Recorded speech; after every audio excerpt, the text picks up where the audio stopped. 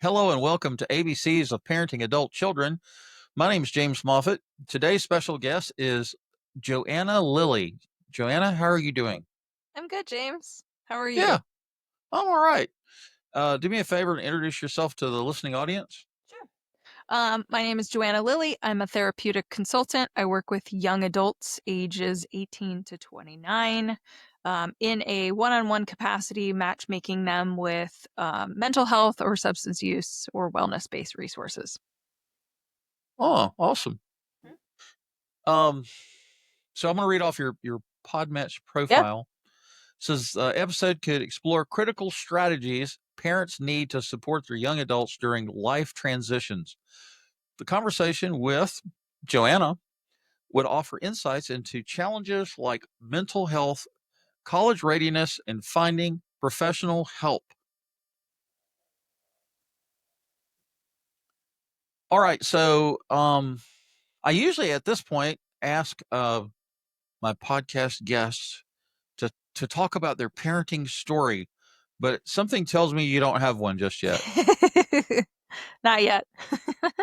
All right, so tell us how you got into being what did you say your title was? You're a parenting Therapeutic coach, consultant. therapeutic Yeah. consultant. How Yeah. did you become that? So I am also, I'll just pause and say too, going back to your point, I'm also really direct with the parents that I work with and letting them know I'm not a parent. So anything that I say obviously is, like maybe it's out of line, or maybe you feel like because I don't have that perspective, you're going to take what I say with a grain of salt. And I let parents kind of work with that. So all that is to say, I do have my master's in counseling. I thought I was going to be a therapist, and what I ended up doing is I liked knowing about the types of therapeutic modalities that matched presenting issues that a young adult was struggling with. But what I really liked was just kind of having a one-on-one connection with a young adult, not being in the weeds doing the therapy, but just identifying who are you as a human, what do you need, and like actually being interested in kind of forging this path of, can I be the person that helps connect you with the right therapist so you don't have to navigate this like clunkily too many times throughout your life or at all. And so that's what led me kind of, at least in part, towards the consulting business. But the other piece too was that all of the young adults that I was working with were college connected. And so I was navigating, helping support students that were basically exploring, do we need to take a break from college? If we do, what the heck do we do? And then helping parents kind of embrace that and navigate that process. Well, if they're not in college, then what are they doing? Right. Well, as we know, uh, teenagers, preteens, teenagers transitioning into becoming a young adult is traumatic enough, and parents are transitioning from the role of being a hands-on parent that's heavily involved in the child's day-to-day activities into that of a mentor or a support person, Yeah. right? And so there's a lot of transitioning going on both sides of the equation. And so uh, there's a whole host of complexities that go into that. And so one of the topics that we cover from time to time is this thing called failure to launch. And I had a child psychologist that's been on this podcast on several occasions. This guy is just awesome. He's a whole wealth of information. He has something like transitioning in space or something like that. He didn't like failure to launch. Mhm. He's like transitioning in space. And I'm like, or something like that. Yeah. It's a lot more positive. It's a little more neutral Mhm. than failure to launch. Yeah. Failure to launch, the word failure is like red flags, stop signs. You're so lazy, get off your butt and go get a job or go to college or just do something for God's sake. Yeah, there's a negative connotation, right? You're either a success or Sure. you're a failure. It's binary, and so this idea of like you're not a success is makes somebody feel really crummy about themselves. Oh yeah, absolutely. And we don't the world does a wonderful job of doing that on its own. Social media does that.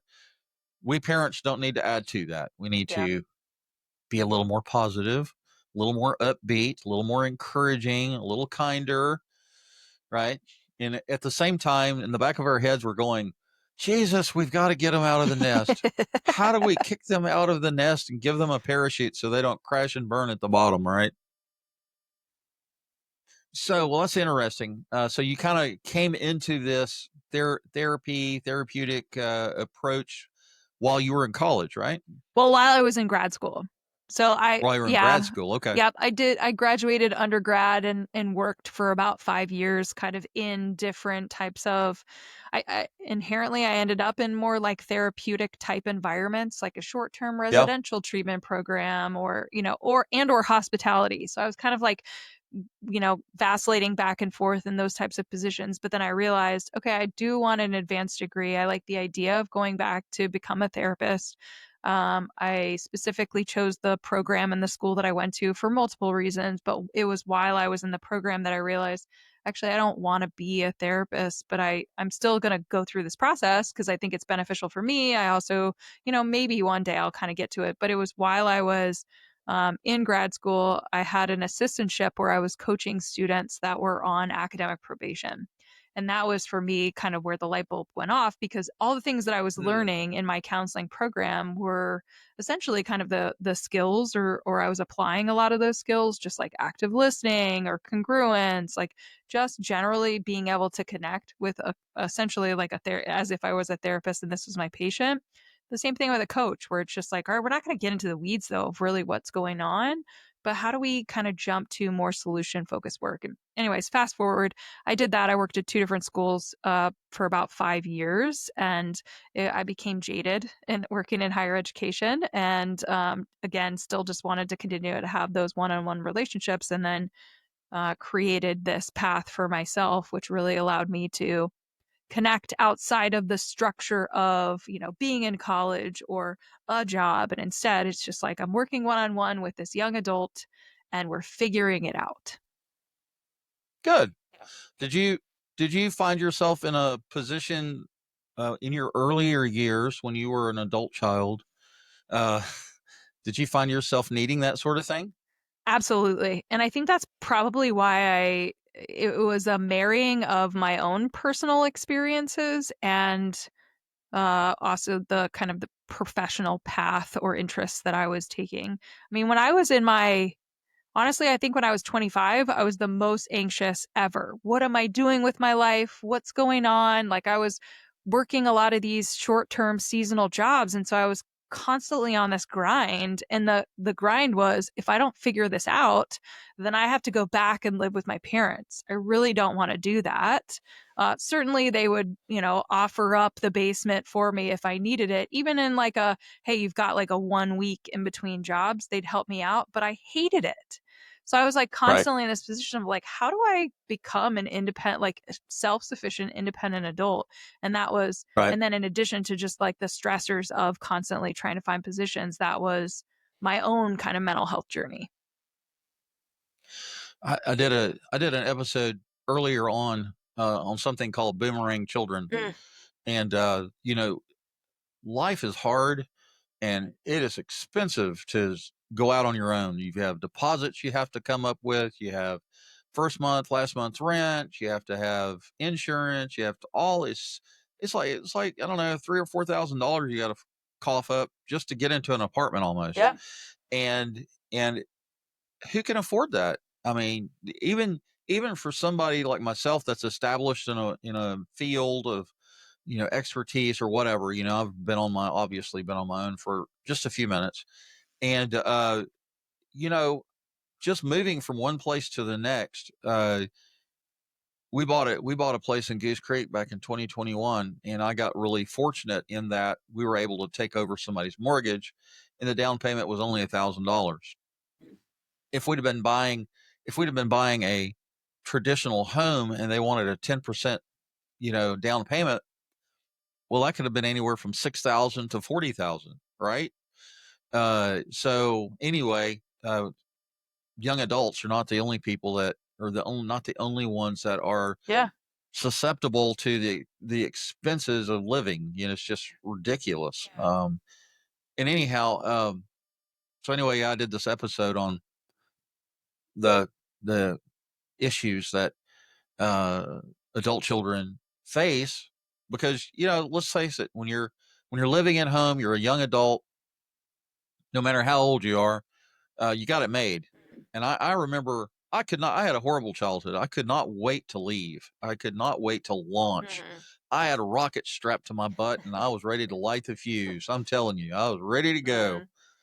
I had no clue how hard it was. I had no clue Yeah. that, oh my God, you got to pay rent. You got to pay for your own gasoline, your car insurance, your cell phone, your food, all of that. And I was like, it was an awakening. And I was like, oh my God, I I had no clue how good I had it, right? And I still think Mhm. kids just they just take it for granted, right? Yeah. And as they possibly should, right? Because they're not supposed to. Children are not supposed to suffer. We don't live in a third world country. We don't have to worry about where our next meal's coming from.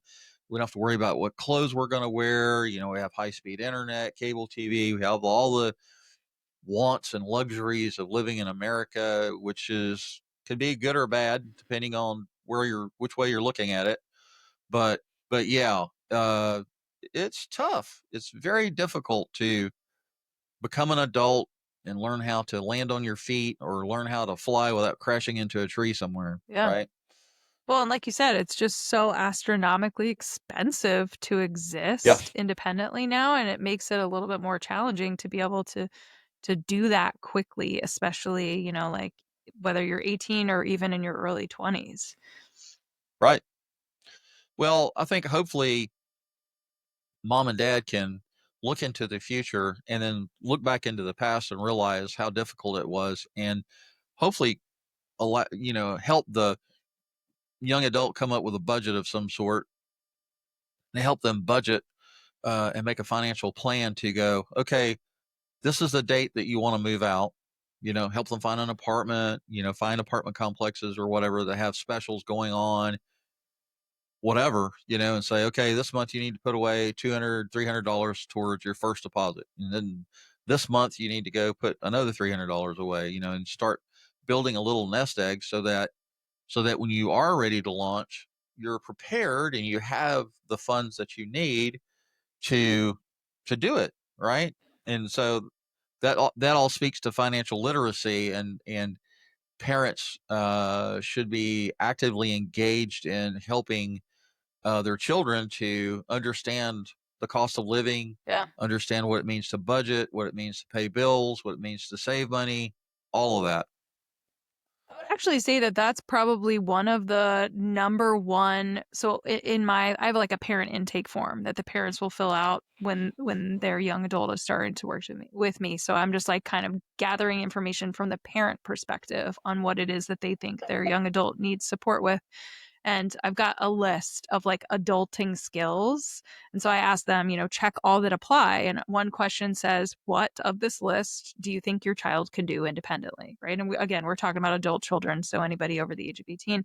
And then the next question is, what do you want your young adult to focus on? Like, what areas do you feel like they are not educated in and they need support? And I would say probably like really consistently, financial literacy is almost the number one for every young adult that I'm working with. The parents are just like, my kid has no concept of budgeting because we live in a really expensive area, or they've never held a job, or we've never actually even had them like pay anything. So all of a sudden it's like, like you said, leaving the nest, it becomes a real slap to the face in terms of like a reality check financially of like, oh my gosh, grocery shopping really expensive. Rent, really expensive, right? Car insurance, really expensive. It all adds up. And then you're like, wait, where did all my money go? Do you remember your first paycheck? Do I? Yeah. It was, yeah, I'm pretty sure I made like maybe $6 an hour working at a water park. I was 14. And Do you remember how angry you were when you realized that they took money out of your check and taxes yeah, and Social Security and all that crap? I remember being like, wait, this is all that I'm getting paid? Yeah. Yeah, I was mad. I remember very, very clearly how I was angry for a while. I was like, "What?" I'm like, this is highway robbery." And of course, the more money you make, the more money they take. Yep. After a while, you just learn to go, if you don't see it, it's not there, Yeah. whatever. It's gone, So there's a difference between gross income and net income. Mhm. And there's a huge difference between the two. Yep. Yeah, and just because you get like, a job offer, here's what your salary is, it doesn't actually mean that's what your take home, right? And in terms Right. of exactly what you're Right. talking Exactly. about, it's super helpful for young adults to have that information. Yeah. And somehow we've got to, we need to build in some sort of a emotional and psychological buffer to make them realize that, okay, when you get your first paycheck, take a deep breath. Yeah. Yeah. Maybe not even look at your paycheck. Just put it in a drawer and leave it alone. And then when you're, after you've had a beer or two and you feel like you can handle it, then you take your paycheck and out look at the line items and go, what? Yeah, only pay attention to what the actual like direct deposit is. Yeah, Okay, yeah, this yeah, is yeah. this is how much money I have to work with. Okay. Right. So, what are key signals of a young adult needing support? Yeah, I think well, let me ask a question, James, because I Okay. think do we want to talk about a young adult that's already living out of the house, or do we want to use this as a reference for somebody that might still be under a parent's roof? Let's talk about under the context of being at home, still living at home at this point. We can do both. We can look at it from the living at home versus being out of the house. I mean, because obviously there's going to be signals on both sides of the fence. Yeah. Okay, so we'll start with struggles if there are key signs of struggles if they're still under your roof. Um, I mean, when I talk about wellness, it's kind of like it's a broad stroke. We're talking about different areas. We just talked about financial literacy. That's Right. financial wellness is actually a category of like whether or not a young adult is balanced. Social, emotional, mental, physical, the list goes on. There's like kind of like a environmental, there's a like an employment based or vocational wellness. So we've got all of these categories. And I think the biggest like warning signs or kind of signals that we're seeing as parents is if your young adult is not doing anything or struggling to contribute in areas that are basically building them up to be able to leave the nest. So they need to be employed, right? If they're not able to be employed, are they at least volunteering? Are they, and that can also be like around the house too. Are they contributing in ways that will demonstrate that as a parent, if anything were to happen to you, you wouldn't be fearful that your adult child wouldn't be able to fend for themselves even under your roof, right? So, do they know to take the trash out? Do they know when the trash gets picked up? Do they know how to actually load and unload a dishwasher? Do they understand why food needs to be thrown out after X amount of days? Like things that just again, for some of us, we might feel like, well, that's common sense. Well, it's common sense because we've known it for a while because somebody taught us. So there's got to be a need for just teaching a lot of these skills that essentially build the ability to be self-sufficient or launch eventually, right? Like being able to live and transition independently. If they are Right. if their sleep hygiene is off, if they are addicted to tech, if they are unemployed, if they are raging at you, if they're struggling to like, focus on their diet or eat healthily, if they're not physically active, if they had mental health struggles before, maybe they were just super socially anxious and now they're retreating even more, they're very isolated. A lot of those things could look really small, so as a parent, you got to pay attention because collectively, that could become a pretty big issue, which is essentially I'm making it comfortable for my child to continue to exist under my roof with very little pressures that would be applied in the outside world because they are kind of protected in my home. And the idea is again, I mean, I'm just going to assume that a parent doesn't want their young adult to live with them forever. And if that is what they want, then by all means, like go do your own thing. But if the parent eventually wants them, like, okay, at some point, you have to live in your own apartment. You have to Right. work a job and pay your own bills. So as a parent, you just kind of do honestly like your own assessment. What's going on for my young adult, and are they taking steps to basically demonstrate that they are interested in moving out? So, okay. Oh, I have to add a little levity to this. Yeah. So you're talking about food and knowing when it needs to be thrown out.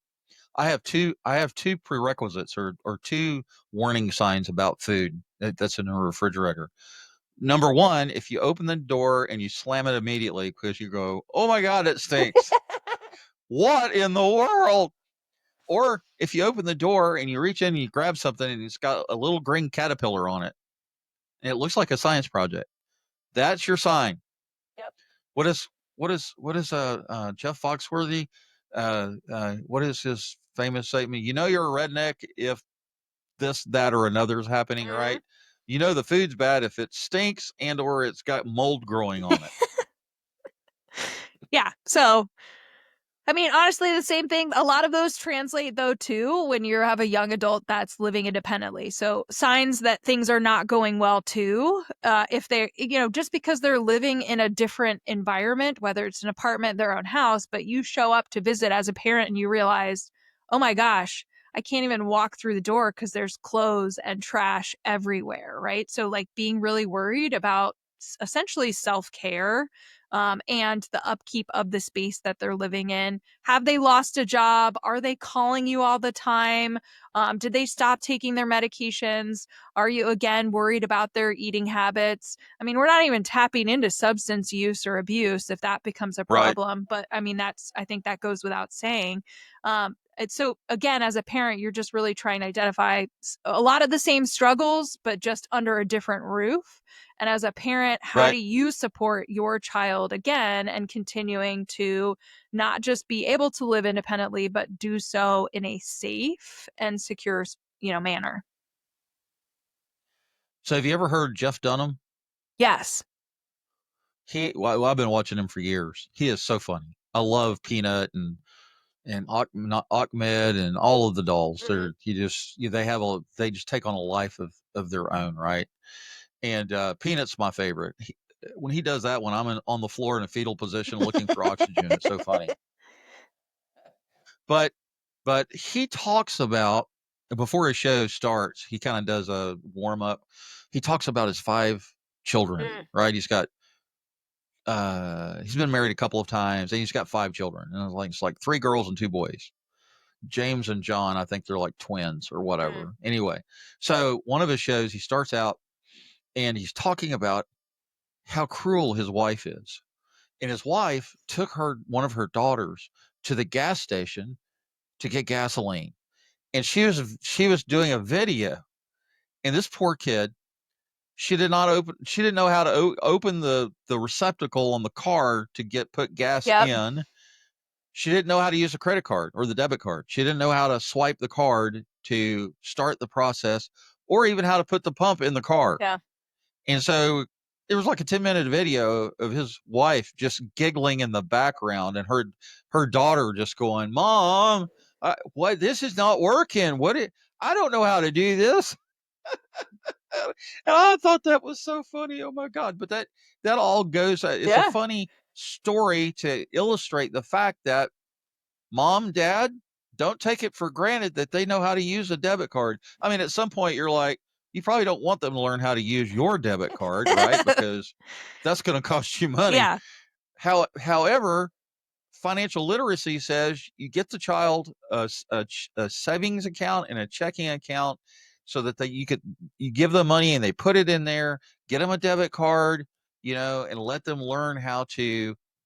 That's a life skill. You got to know how to put gas in your car. Yeah. You got to know how to do all sorts of stuff, right? Yeah. And so, to all you parents that are listening, don't just because it's second nature to you doesn't mean it's second nature to them. You gotta teach them how to do this stuff. Yeah.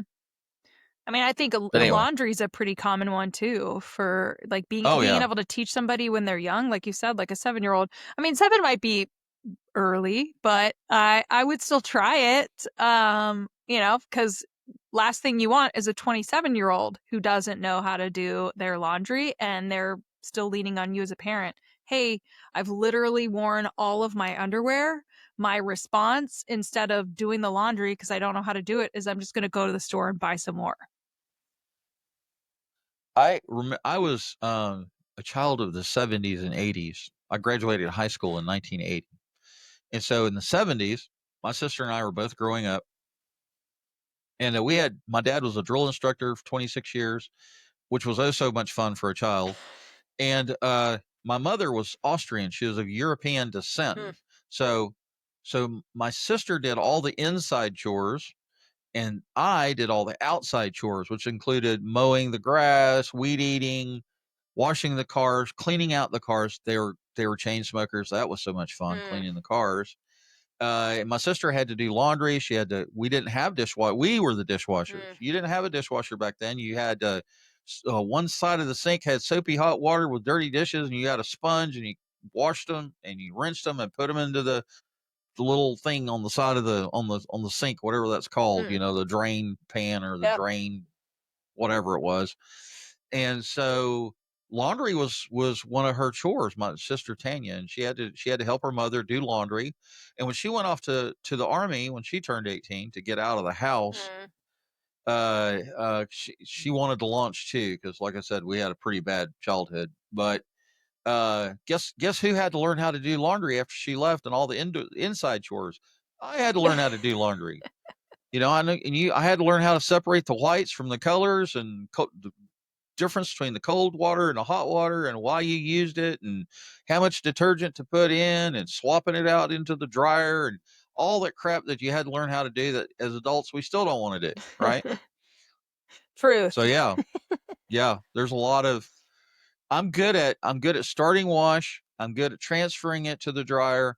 I'm good at putting it into the clothes hamper and dumping it on the bed. Uh, And then I'll let my wife do the folding and putting stuff up. I don't do that. And she hates doing that too. yeah. So what she'll do is she'll take everything from the bed, put it back in the clothes hamper, and sit on the side of the bed, and she'll go to sleep. And so we wind up putting the clothes back on the bed 2 or 3 times before one of us finally gets tired of doing it, Mhm. and then you sort the laundry and put it away. Anyway.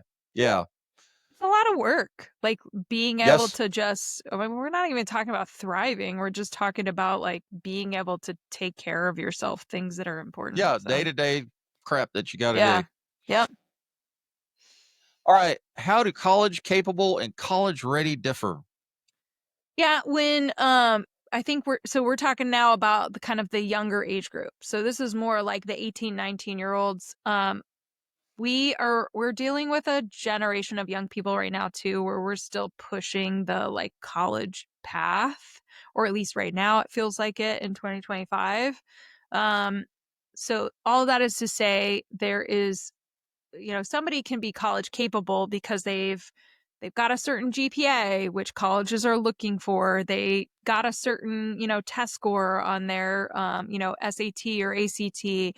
They've taken X number of advanced placement classes and they've passed those exams, or they've taken concurrent enrollment classes at a local community college, even though usually concurrent enrollment classes are a little bit easier. So it gives this false sense of security of, oh, you're college capable. You know what it means to be a college student.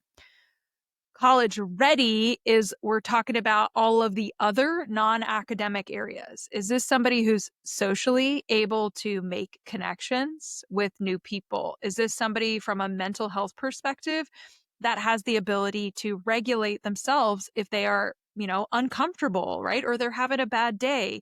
Can they self-soothe? From a physical wellness standpoint, do they know the importance of making sure that, now that you're not living under your parents' roof, you do need to actually be physically active. That helps your mental health. That's going to help with your sleep hygiene. It's like we've got this domino effect of all the things. If they've never experienced any type of adversity in their high school years because there's just been a lot of either support from school or support from family for like managing all of those tasks we just talked about, right? Like, don't worry, I've got your laundry. Don't worry, I'll do, XYZ.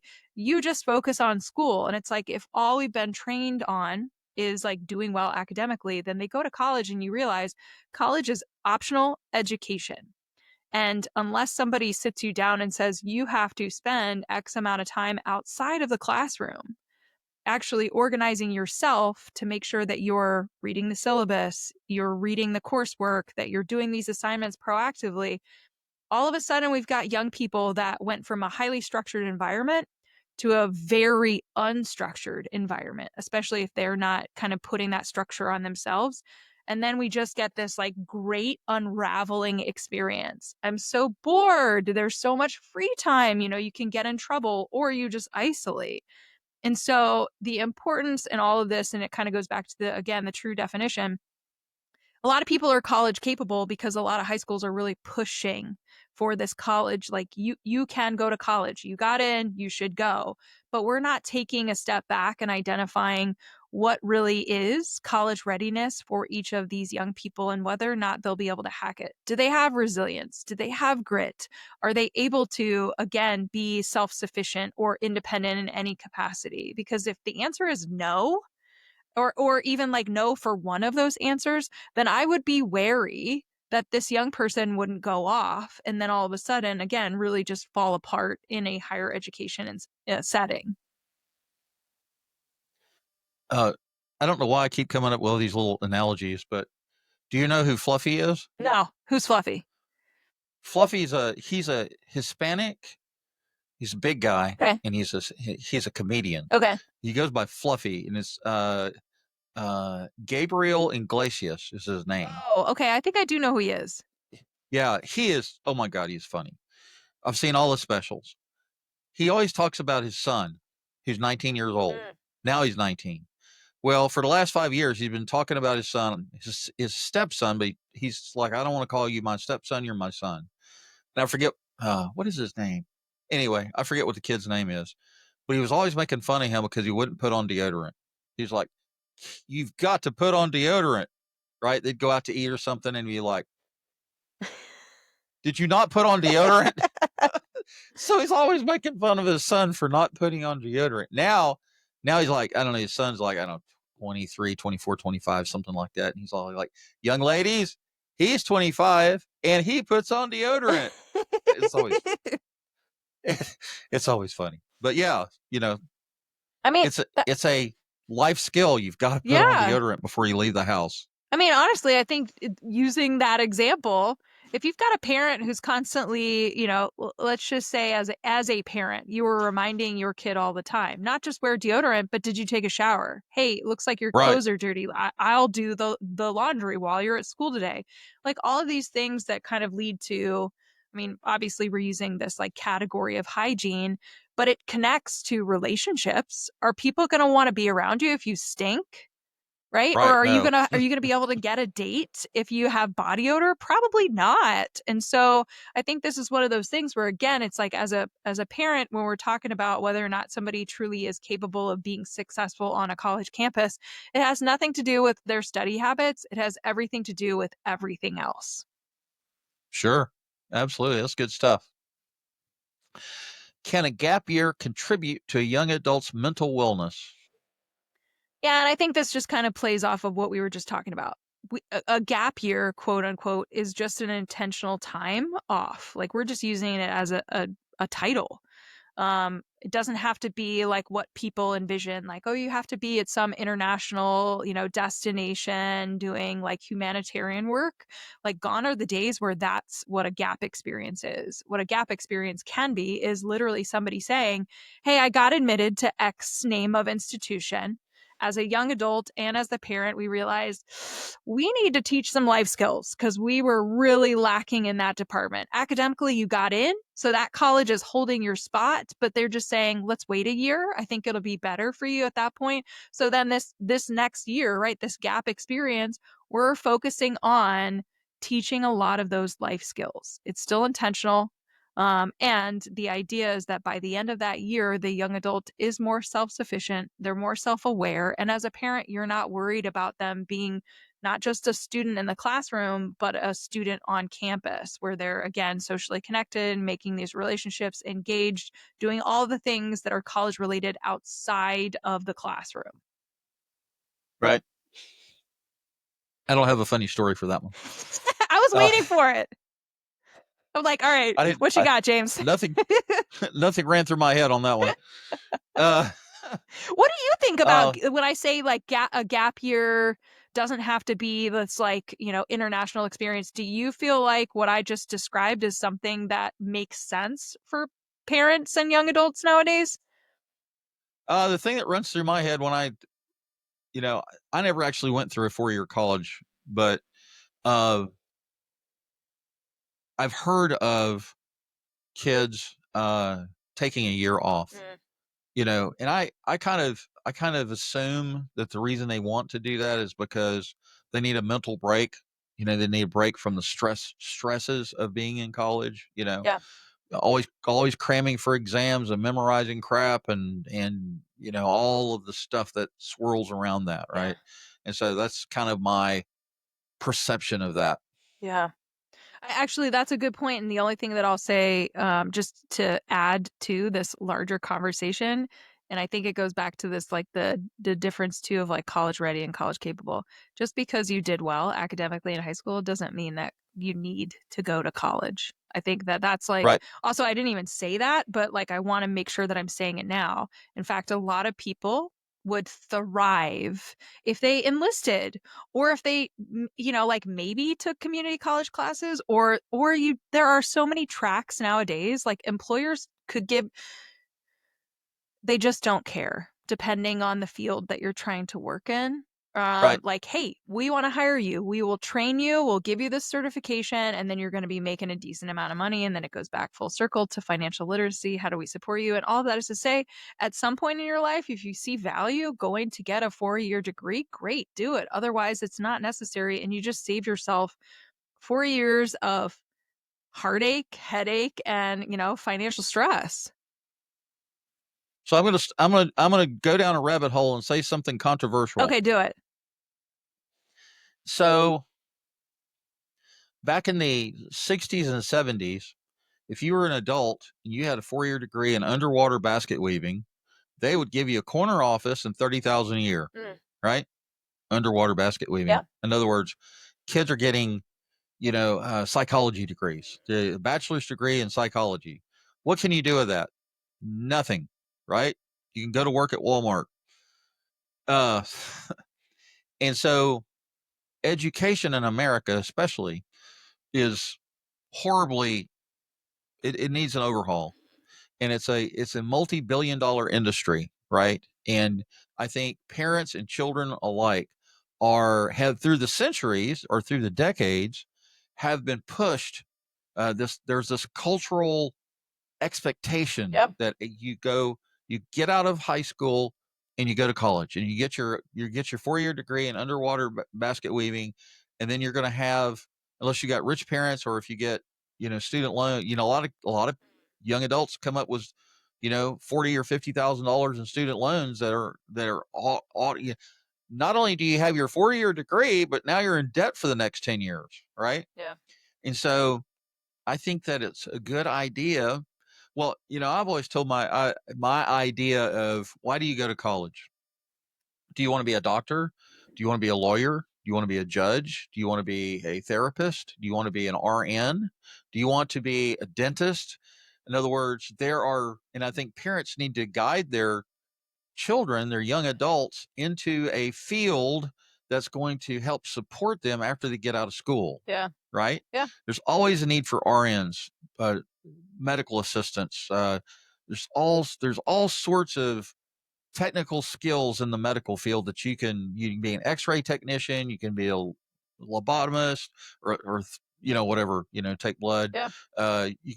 There's all sorts of technical positions within the medical field. You can be a police. There's always going to be need for police officers. There's always going to be going into the armed forces can be a wonderful thing.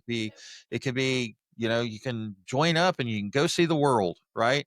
And you have great educational benefits when you get out. Hopefully you don't wind up going into some kind of conflict somewhere and, that sort of thing. But there's nothing wrong with children or young adults joining the Army or the Marine Yeah. Corps or Navy, whatever. Yeah. It's a possibility. And I think trade schools are awesome. Your child doesn't have to necessarily go to a 4-year degree college for the sake of getting a degree. Yeah. But going to a trade school for a year and a half or 2 years and coming out and making $40 or $50 an hour, Yeah. what's wrong with that? Yeah. Like there's Boeing is constantly looking for people to go to their trade schools and learn how to build aircraft and work on them. The world needs electricians. The world needs plumbers. The world needs HVAC people. There's all kinds of trades out there that us baby boomers are retiring out of. Yeah. That who's gonna replace us? Yeah. Right. I just retired from IT after 30 years. Right. And I retired. I was kind of forced into retirement because I kept getting laid off. And I've got 30 years of experience in 7 industries, all kinds of certifications. And I kept hearing from hiring managers and recruiters, while you have an impressive background, we've decided to go with another candidate. So companies don't want to hire senior citizens. And you become a senior citizen at 55. For all of you kids that are listening to this, so anyway, I retired and said, and I kind of gave corporate America the middle finger. Now I'll just do podcasting and photography and writing, and I work a part-time security job just to kind of keep my sanity, give me something to do outside of the house. But anyway, I just went down a huge rabbit hole. I didn't mean to do that. I Yeah, we're was talking tracking about you. Yeah, we're talking about education, right? So Yeah. the controversial viewpoint from this baby boomer is that your child getting a 4-year degree for the sake of getting a 4-year degree is a huge waste of time in my mind. Yeah. But anyway, Yeah. that's my opinion for whatever it's worth. Not controversial, James, because honestly, I feel the same way. My biggest question to parents is like, if your kid's going to school right now and they're an undeclared major, then they need to be taking those classes, like exploring. If that's really what it is, like, oh, you need to figure out what it is you want to do. Well, take those classes at the local community college because that's going to cost Right. you like a tenth of what it would be if they went off to Right. college. And then it also doesn't put the pressure on them. Like I find most students that are undeclared or don't have a path end up really kind of having this existential crisis, whether it's the first semester or second semester, because academics are taken seriously. I don't know why I'm taking these classes. I'm taking these classes because that's what my advisor told me to take. And I'm trying to figure out what I want to do, but I don't really know what I want to do. Well, if you don't know what you want to do, you're not going to be interested in taking these random classes. So it's like a whole double-edged sword. But I'm 100% with you. I think the trades need to be focused on more. I absolutely support enlistment. I mean, I'm a offspring to generations of military men, and so I really appreciate and respect that. In addition, my husband is also a vet, so just thinking about clients I work with, like, people need to do those things, and people find happiness in that. Again, it goes back to it, like, why are you in college if it's going to cause stress? Don't need to do that. There's so many other paths that you can pursue.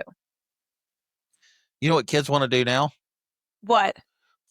They want to be influencers and creators and artists. I want to dance on TikTok and make millions. Yeah, And that's the one's thing. hard.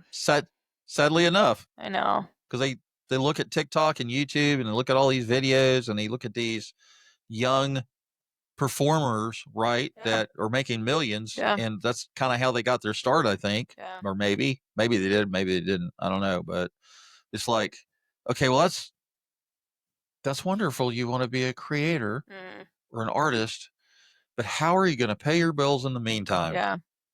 Yeah. That's kind of the reality of that. All right. Yep.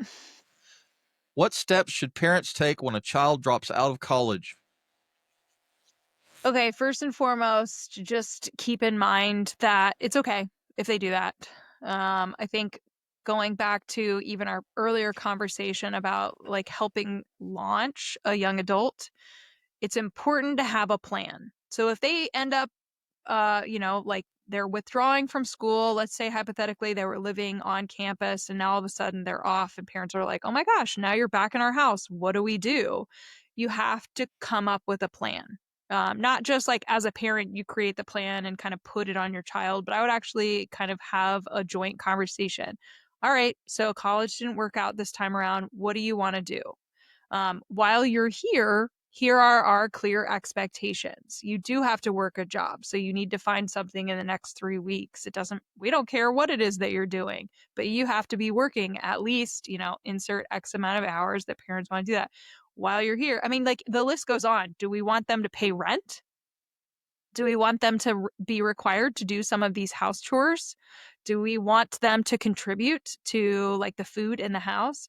I mean, there's a lot of things that parents really need to consider, which is just because your kid didn't like they weren't quote unquote successful on a college campus doesn't mean that they just come home and hit the reset and do nothing, right? It's kind of like Right. almost like you're coming home, you're kind of like licking your wounds. Okay, yes, I do understand that sometimes there is a fallout and there's a need to like kind of be curled up in the fetal position for a hot minute and feel sorry for yourself, but then you got to get over it. Then you have to Right. actually show up and do something. And if the end goal for all of this, going back to it, is as a parent, you don't have your young adult living with you indefinitely, then you have to right then and there quickly come up with a plan while they're living at your house. What is not just what are you doing, but what's the timeline? Is this Right. are you here for just the semester? Are you here for a year? Or do we have like a longer kind of like deadline? Whatever the case may be, you just want to make sure that it's clear, it's understood, it's communicated, and everybody understands. Because the other thing too in all of this is I work with a lot of parents that unfortunately have unspoken expectations for their kids, and then they get really, really resentful and frustrated. But yet the parent feels conflicted because here we are, like my kid's not doing the things that they're supposed to do, even though they don't know because I haven't communicated it. And that also means that because they're not working a job, they're financially dependent. So the parent is stuck in this situation and feels really, really angry towards their child. We want to avoid that. Well, I think our job as parents is to prepare our young people for the harsh realities of life, Yeah. right? And we all fail at something at some point, right? And so the part of resilience is learning how to pick yourself up when life smacks you down on the ground and you're laying there going, "What just happened? I just got hit by a truck," or whatever. You have to learn how to assess your injuries, get up, go to the hospital, go to, or do whatever you need to do to get your injuries fixed. And physically and emotionally, most of the time, it's more of a psychological, emotional, spiritual sort of thing going on. And Yeah. you're like, you, part of, it's part of adulting. Life is hard. It's difficult. There's Yeah. a lot of challenges and a lot of unexpected traumas and unexpected issues that slap you in the face. And you have to model that stuff to your kids too. I mean, if you lose your job and you wind up going on a 6-week bender and just being an alcoholic and being drunk all the time because don't know how to manage your emotions Mhm. and manage the situation, it's like you said, it's okay to need some space and time to regroup, right? But we're not talking weeks and months on end. We're talking hours and days on end, right? And so after 4 or 5 days of being in a fetal position, mom and dad need to knock on the door and go, "Okay, it's time to suck it up, Buttercup, and let's do this." It's difficult. It's difficult for the child. It's difficult for the parent. But if you want your child to be successful and learn some resilience, Yeah. and toughen up a little bit, you're going to have to lead the way, right? Be like my dad and walk in with a thing of cold water and dump it on the child and say, "Okay, it's time to get up and make your bed. You've been sleeping long enough." I, I remember how my dad, I remember to this day how I knew my dad was awake at 5:30 in the morning because I could hear that Zippo lighter click open and he would light his first cigarette of the day Oh at my 5:30 in the gosh. morning. And then he would go into the bathroom and he'd shave and do whatever he was doing. and he would come out, and I knew before he came out of that bathroom and went into the hallway, which my room was right across from their room, my light had to be on in my bedroom.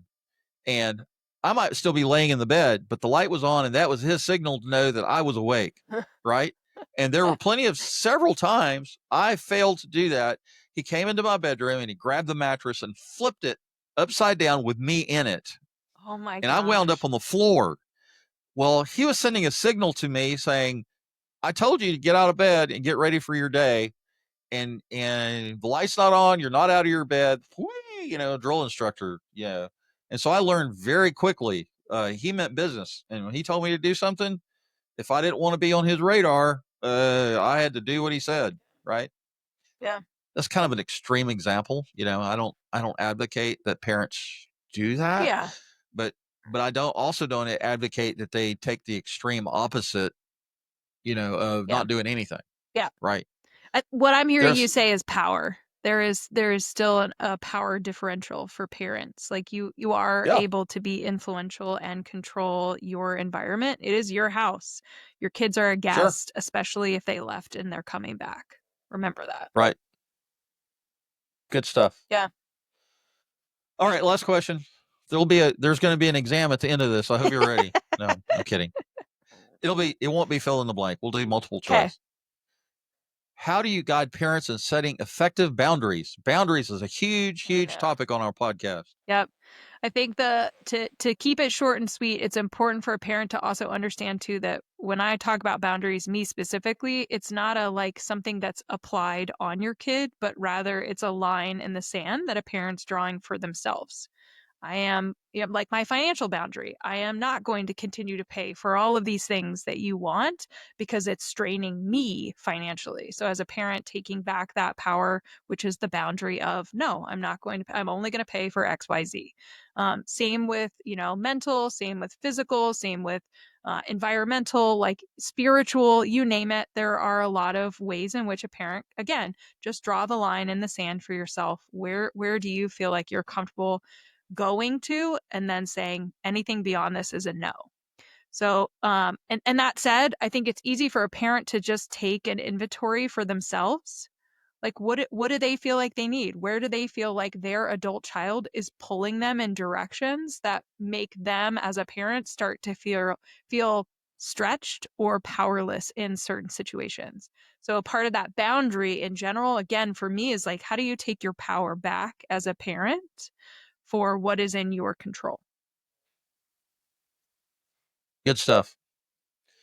So a listener takeaway here is listeners will gain practical strategies and insights to better support their transitioning young adult children, addressing key challenges in mental health and independence. Joanna, I've enjoyed our conversation. I think we had a good time. We had a good conversation and discussion, and you brought a lot to the table, and I appreciate that. And it provided me with a little bit of entertainment as I was able to think of funny things to say. Mm-hmm. But thanks for being on the show. And to the listening audience, I'll say thank you for the privilege of your time. I release new episodes every Friday morning at 8 a.m. So everybody have a blessed day and hug your kids. And kids, hug your parents. Bye-bye.